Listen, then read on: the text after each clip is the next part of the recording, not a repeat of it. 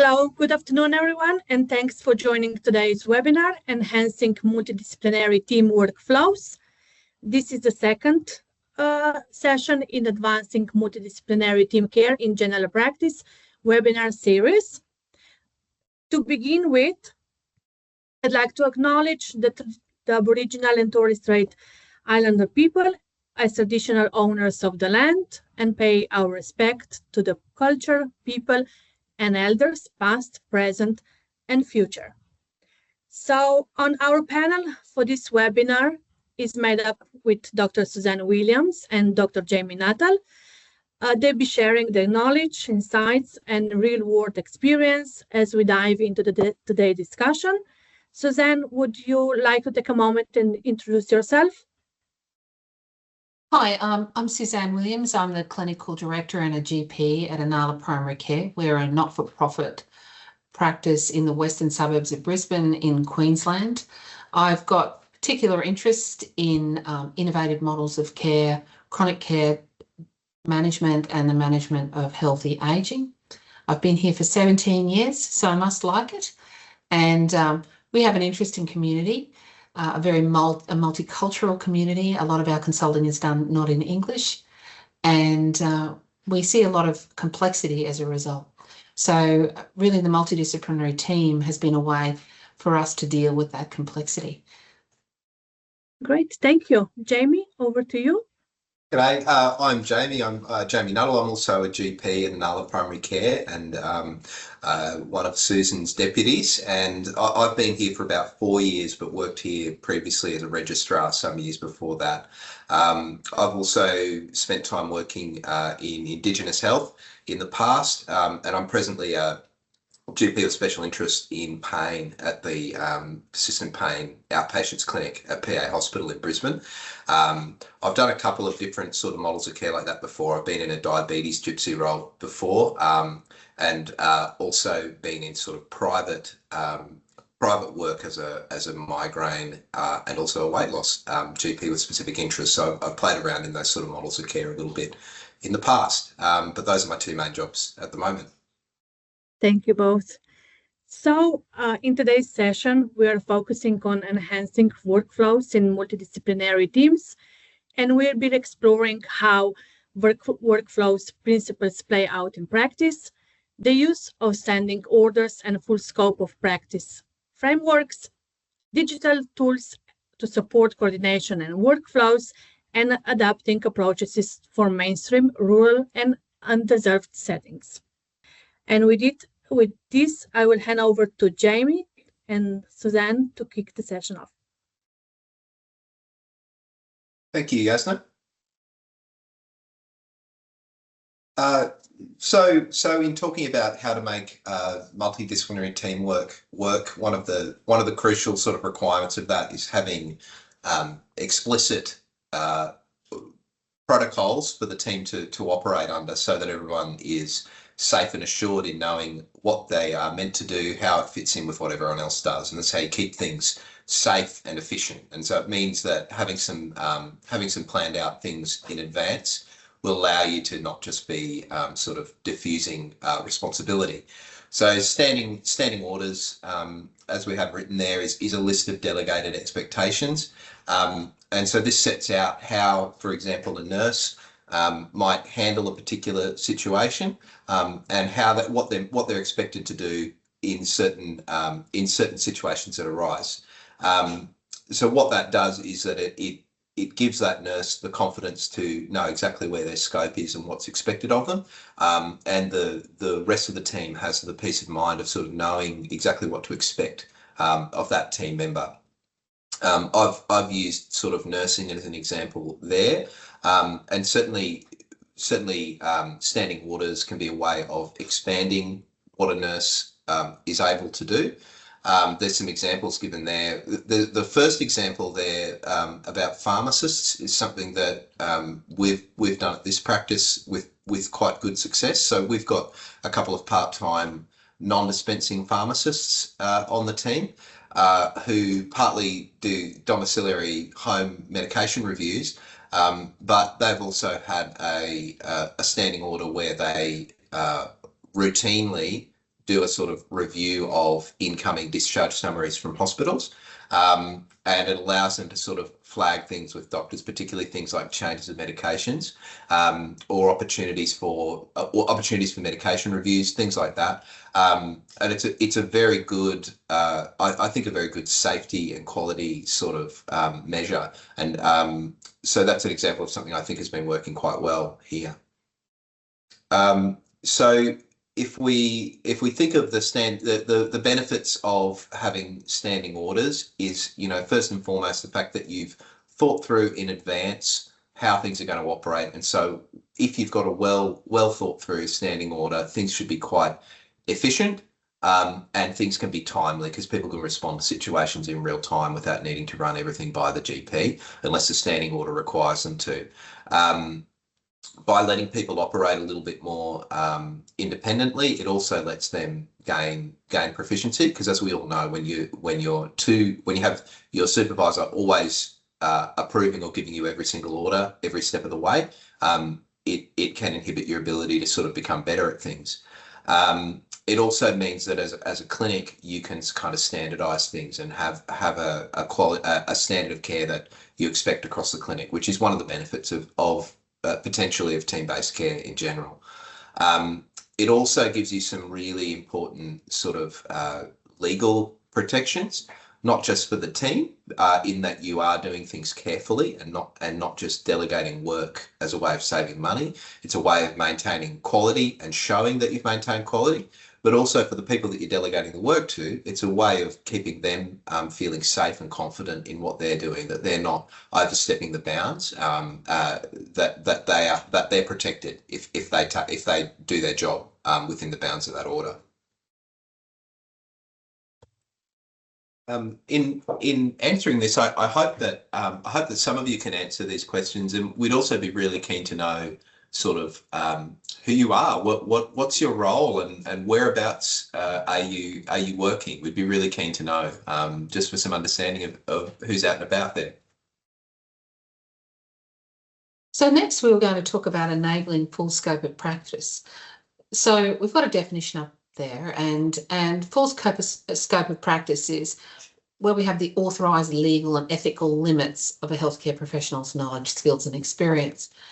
As we have a problem with workforce and a reducing number of GPs per head of population, increasing need, increasing complexity with our patients, we need to be able to ensure that all the clinical people working in our practices, whether they be nurses or pharmacists or GPs or other allied health, are working to the limits of their scope, which then allows for more care to be delivered.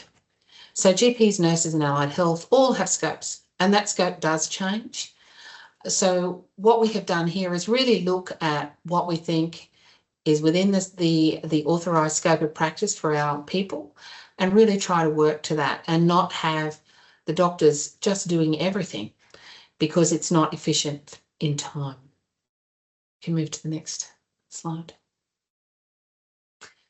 So the realities of that, what enables it? What enables working to scope of practice?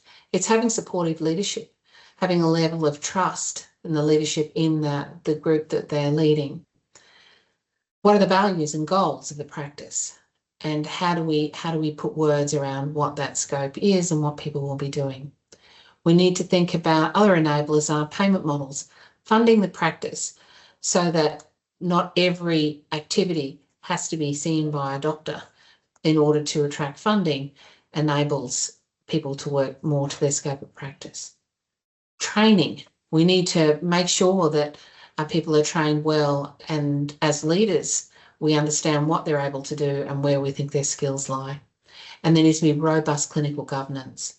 We run a clinical governance meeting here every 2 months.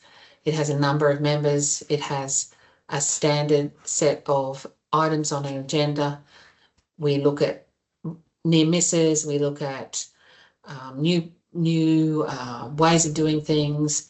We look at research. We look at all aspects of clinical care and participation in that clinical governance meeting, and then we give that story back to our staff. The barriers Well, if you have unclear roles and a lack of protocolisation and standardisation, if we're not all generally pulling in the same direction, it makes it very difficult to have people working to the limits of their scope of practice. And if time is a problem, we will have underutilisation. There needs to be time for handover between the members of the clinical team, and there needs to be a mentoring role by the senior members of the clinical teams. There can also be a lack of clarity. Who's proficient at this? Maybe in general, within a particular profession, whether it be allied health, nursing or medical care, that there may be things that would generally be seen as within scope of practice, but there will be varying levels of proficiency for individuals in that. And where there is a lack of proficiency, we need to help support that. So we have expanded the scope of practice. With our doctors, we do have GPs with special interests. We do have members of the team who have, we call theme leaders.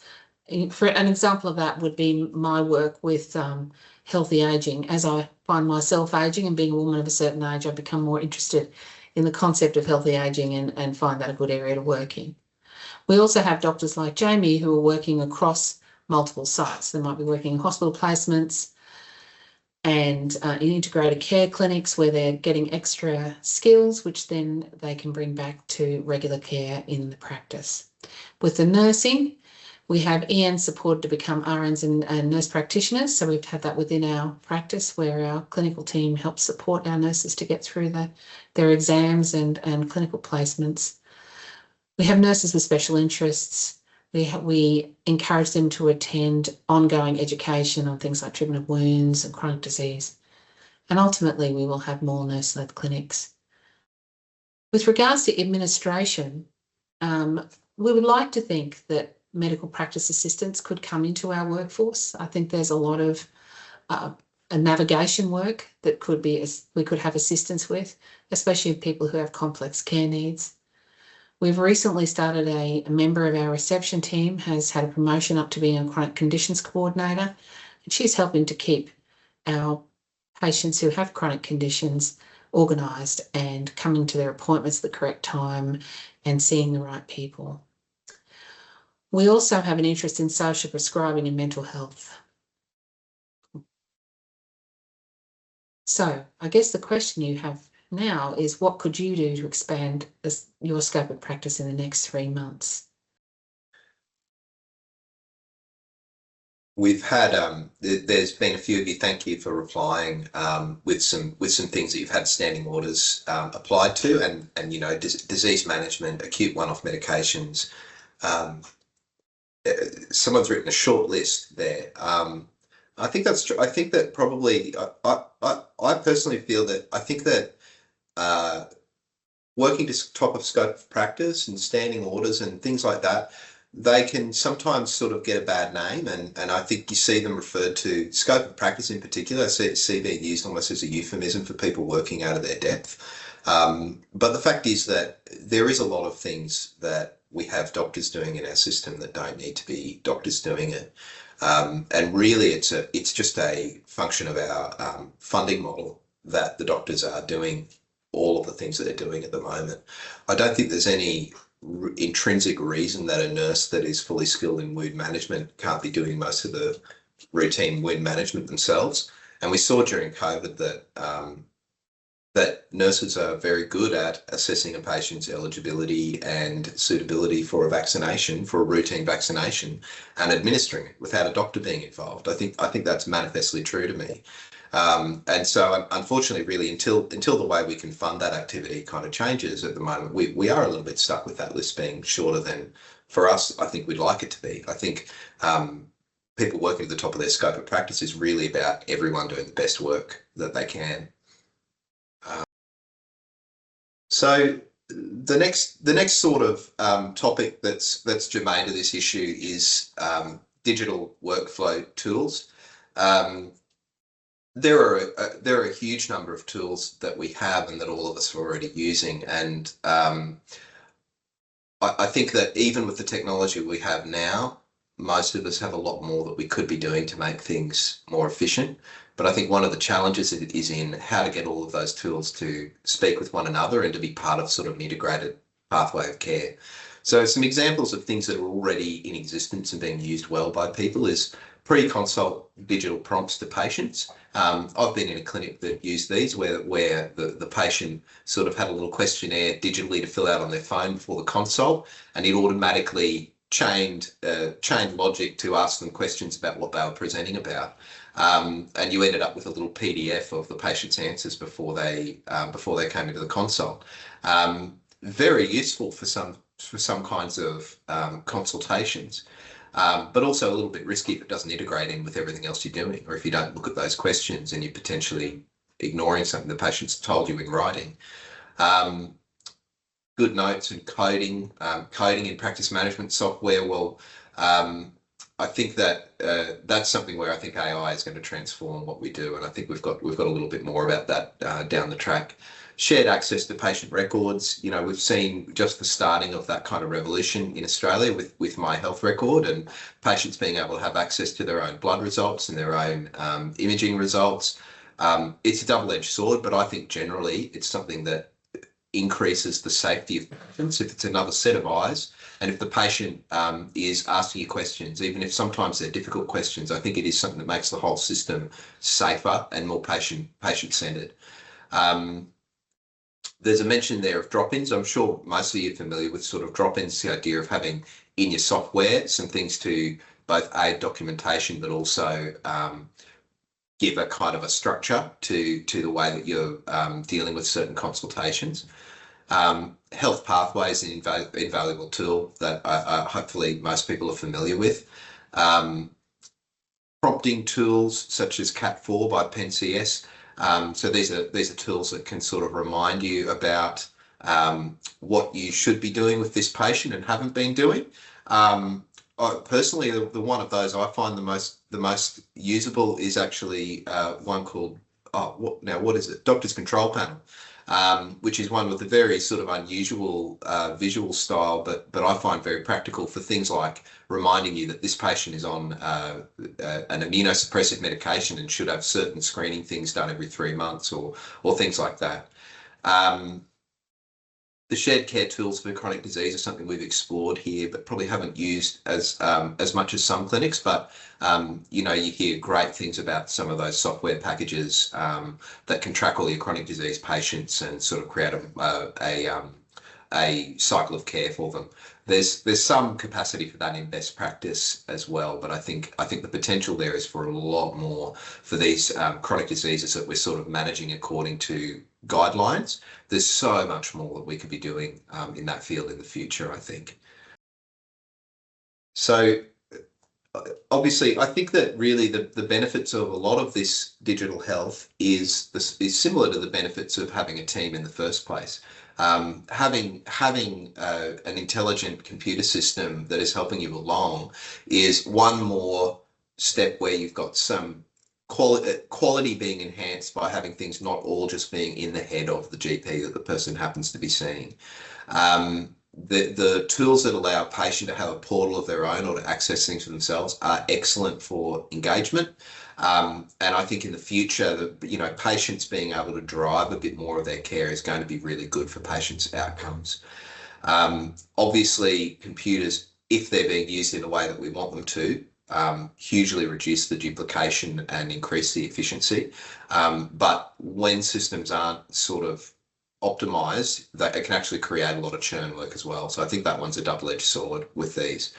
The high quality referrals there at the end, I think an example of a digital system that gives high quality referrals would be Smart Referrals, the system that we've got for referrals in Metro South Health, where our kind of public hospital referrals, instead of the old system where it would just be a free text letter that you'd write, and then you'd hear back 2 weeks later with a rejection letter saying, sorry, we want this patient's urine test result, and you'd end up delaying their care by weeks because of this. The new system kind of has an integrated logical system where your referral basically is a customized form for the condition and specialty that you're referring to.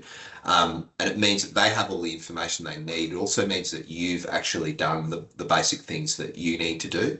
I think it's got its pain points, but in general, I think it's something that's improved the quality of my care, having that system in place, even if there's times that I curse it.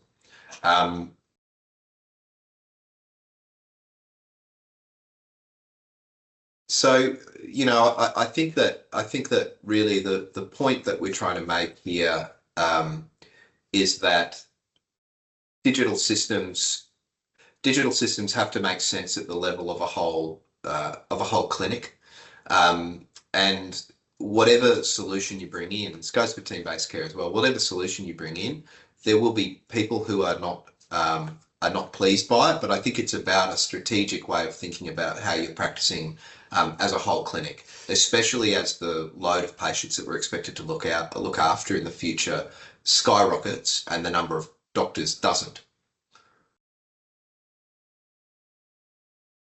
And so I don't know if anyone here has interacted with any of the AI note-taking sort of software packages. Heidi is the one that I've got a subscription to personally. Lyrebird is a really popular one because it's more integrated in with best practice, or more easily integrated in with best practice. And these are the systems that that listen in on your consultation and basically document it for you, write a note for you. I think as we move forward, and anyone that's interacted with sort of the latest models from Claude and from ChatGPT will attest that decision support is going to become a much bigger part of how AI supports us in the future.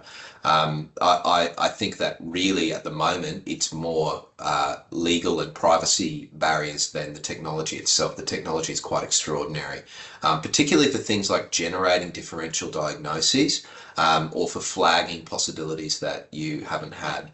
And if you haven't sort of experienced what I'm talking about, just put a list of 8 medications that you choose at random into the newest ChatGPT 03 model and ask it to flag any concerns, and you'd be astounded by the quality of what it flags. I think we're still quite some time away from AI being reliable enough to actually be making the decisions, though I think that quite possibly will come. But at the moment, as an aid for decision, we are already, the entire way we conduct these consultations is going to change in the next few years. I think that these note-taking systems have a long way to go in having all of the advantages of paper text. I know for me that I find writing notes by hand a really important way of structuring my thoughts. And of course, anyone that uses autofills to structure what they're doing, these software packages are not as good at sort of providing that structure, perhaps, as paper notes still. But in terms of increasing sort of efficiency and being directing your care towards a patient instead of looking at a screen and typing on a computer all the time, these are already sort of revolutionary kind of tools, and it's only going to exponentially improve in the next few years. Yes, I agree, Jamie. I think that the story I have with my clinicians here is, if you really don't want to ever use AI, retire, otherwise adapt, because it's here, it's coming, it's going to be part of what we do.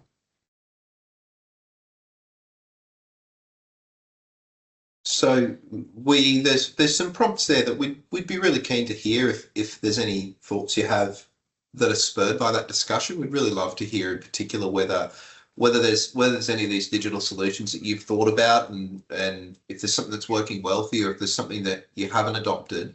I think that we have an ambivalent relationship with some of these digital tools. I think you often see things that have a lot of promise but end up being not practical to integrate into your workflow for whatever reason. I think that besets a lot of these sort of tools. So I'd be really interested to know if any of you have had those sort of experiences. So we've got a couple of case studies in what we've been doing with multidisciplinary teams. And this is number one. This is one of our lovely chronic disease nurses. Her name is Jacinta. And we've looked at chronic condition sort of management variations. You know, for those who who have a condition or a risk factor, for those who are well managed. How do we structure a team and make, rather than having one size fits all sort of policy, that really formulating a team that works well with those who have complex multimorbidity. So in that, we can also use other things. We can use things like our pharmacists. We can use multidisciplinary case conferences that bring in some of the other allied health team members. And certainly there's a central role for our chronic disease nurses, who are often navigating these really big teams of people who are looking after the more complex patients. We also, in our practice, have been very fortunate over the years to be able to host a number of tertiary integrated clinics. So 3 of them have been Beacon Clinic models. And if you're not familiar with the Beacon Clinic model, the idea with Beacon Clinic is that they are integrated services that have specialist input. The specialists are generally provided by the hospital sector, by the public hospital sector, come out to practice. But we have GPs with special interests also working in those clinics that are upskilled by that specialist or specialists who are coming out to the practice. It started here with the Brisbane South Complex Diabetes Service, which looked to move the care of patients with type 2 diabetes who weren't meeting targets out into the community, and has been very, very successful, with lots less problems with patients not turning up to appointments, much more engagement from the patients and a feeling of really being part of something, and better outcomes as a result. So we had a big study on that, and it had quite amazing outcomes in terms of improvements in A1C and other diabetic parameters. HepReach has been a program that looked at the management of hepatitis B and C in general practice. Hepatitis C, of course, now is often managed in general practice, but hepatitis B is a little bit more complex in terms of prescribing. And so we've been working with those until recently. And the Keeping Kidneys program was the management of chronic kidney disease. We had a number of patients who were CKD stage 3, B and 4, who would generally be managed in a hospital setting, often with really prolonged times that they had to spend up at the hospital, and often frail and elderly patients who struggled to get there. And we were managing them quite successfully out in general practice.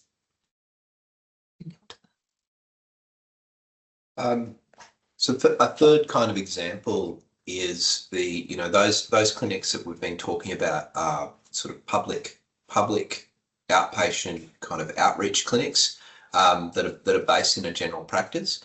But another model that is becoming increasingly common is sort of private integrated care, where a GP who's taken a special interest collaborates with some allied health professionals, perhaps a specialist, and a nurse that's sort of been trained up to deliver some kind of model of care that gives you something more than what you might expect to get from a normal general practice consultation. I've worked in a couple of these sort of settings, and I think it's a great model. I think it's more accessible and cheaper than seeing a specialist. But it gives the patient a bit of that systematic approach, and that they also get to see a doctor who has done some upskilling in this area. So it's worked quite well. I've done a migraine clinic for the last few years. It's been on hiatus for the last sort of 6 months or so, because we've been without a room. But that's been where I've worked with a physiotherapist and a neurologist, and where we've seen patients often referred from their regular GP who are struggling with control of their migraines. And they see me at the start of that process as a GP that's sort of taken a special interest in migraine. And I try to pick some low-hanging fruit and do everything to the top of my scope as a general practitioner in managing that, and also taking kind of a much more holistic approach than I would be able to do in my normal day-to-day practice, because I spend 45 minutes with them instead of instead of the length of consult that I would normally do in day-to-day work. They then have a standardized education program, diary, and input from a physiotherapist who's also got special training in and experience in migraine management. And finally, at the end, they see a neurologist and get much more bang for their buck out of seeing a neurologist, because they've actually already done sort of the maximal non-specialist treatment that they can get. I think it's an excellent model. I think it's a great way of expanding people's access to more specialised care. It takes some organisation, and really, I think its success depends a lot on relationships between the practitioners themselves, because you have to really work hand in glove for this to work. But there's clearly patient demand for it, and I think it is actually a really high quality service that you can give. So I think this is a slide we don't need to dwell on too much, other than just to say that when we're talking about these ideas about how to systematise things and how to integrate multidisciplinary care, the degree to which you are utilising things like standing orders or protocols, really how applicable that is depends on the setting, obviously, and the size of the clinic, and the degree to which you're formalising everything and writing everything down as a formal protocol. Really is going to depend on the size of the clinic. And if you're at a large clinic with a large staff, you absolutely need very, very firm protocols. Otherwise, it's going to become dangerous rapidly. If you're dealing with a much smaller clinic, you still need to have given some thought to things, but a few more things might be acceptable through day-to-day conversations, rather than every single thing being sort of documented as a policy. I mean, I think that's one of the kind of principles of judging, you know, what a quality service is whether it makes sense to the location and the size of the practice. Do you agree with that, Sue? Yeah, I think so. I think that the take-home message from this is, it doesn't have to be how we do this, and it doesn't have to be how my neighbour down the road does this, another general practice. It really has to be fit for purpose for your area, you know, your population, your location, the health of your population, the ethnicity and the complexity of your patient population. That will speak to what sort of team you need.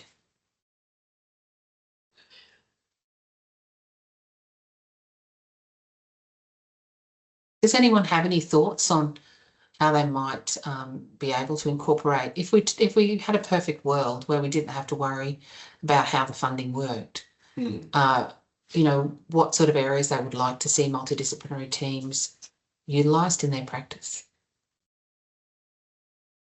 So I think, you know, I think that the team-based care is something that's been a topic of a lot of conversation, certainly in the medical community in recent years, and especially as they look at reforming Medicare, and how to spend the extra money that they're going to need to spend on Medicare. And it's been a very contentious issue, and not everyone is as enthusiastic about the idea of team-based care, and I think we're certainly awake to the potential pitfalls of team-based care. I don't think it's a panacea, either for patient quality, either for quality of care or for funding. But I do think it holds a huge amount of promise, and we've seen it work in the ways that we've been using it. I guess from my perspective, the most important thing is that it actually is team-based, that there is actually a dialogue, that there is the capacity for warm handover, that there is the capacity to have discussions about how we're managing patients. Otherwise, if we just fragment, if we just break care up into pieces, which are very separate, we have that siloing problem, which is what everyone worries about, and they should worry about, because it creates more problems than it solves. But if you can have true team-based care, where there is a true, there are true methods of communicating between the members of the team to really influence the outcomes of the patient in a positive way, then it's really powerful.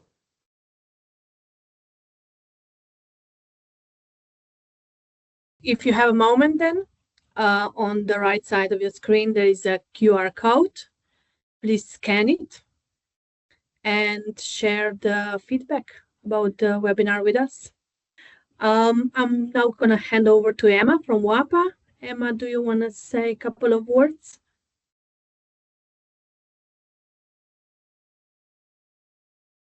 Yes, thank you. Just wanted to say thank you so much to Dr.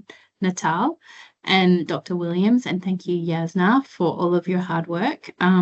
Just wanted to highlight our primary health alliance can support you in your practice with multidisciplinary team care with our primary health navigators or our quality improvement coaches, and you can contact us there on those details there. Next slide, please. And if you want help with your quality improvement journey, please contact us and we can help you out. We also have quality improvement toolkits that we can help you with, and there's the phone number for Practice Assist there. We also have other WAFA learning opportunities that you can be involved with, and this webinar and the second webinar will be on our YouTube WAFA learning channel, so you can watch that as well. And then I think that's it from us, Yasna. Thank you, Jamie. Thank you, Suzanne. Thank you, Emma. And thank you all for taking the time out of your day to join us today.